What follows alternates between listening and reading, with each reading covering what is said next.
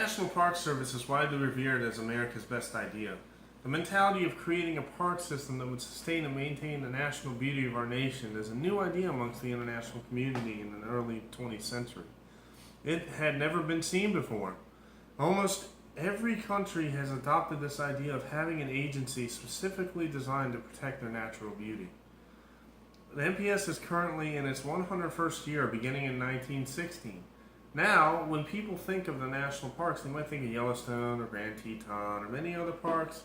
But the reality is that there is more than 400 national parks within the United States alone, all of which have been designated by the federal government as being important enough to protect with federal money and legislation. This organization as a whole has defended the locations that are so near and dear to us as Americans. Places like Gettysburg, Antietam, Grand Canyon, here in Harpers Ferry, and many, many others, all of which contain national importance, extreme national importance. If it wasn't for these national parks, what or where are these sites now? They very well might be totally gone and destroyed, moved for developments or God knows what else. These places and locations are what is near and dear to the American psyche. And the organization that administers and runs these parks is celebrating over 101 years as an organization. One that has been characterized by the attitudes and efforts of thousands of employees and volunteers that have throughout the years defended these hallowed grounds. They have provided invaluable interpretation and efforts to the cause of preservation, interpretation, and the defense of our national and natural beauty. I feel that is appropriate that we give as much credit and assistance to the parks as needed. These places have all of a sudden taken a back seat in modern politics, and that is unacceptable.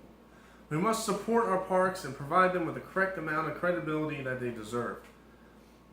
Not bash and diminish their funds and take away employment from so many hard-working National Park Service staff. We must go out and find our park. The Find Your Park initiative was launched in 2016 as a way to get more people involved in the national parks and for them to identify themselves with the uniqueness of them. People are encouraged to go out and explore more than ever and help provide funding for the park that they have now claimed as their own. The parks are indeed a thing for the people. They are funded by taxpayer dollars, and essentially they are the American people. So you pay tax money, and we use that tax money to fund the parks. We make, for every $1 spent, there's $10 made. Essentially, we are making more money than we actually put out. So we could use more funding.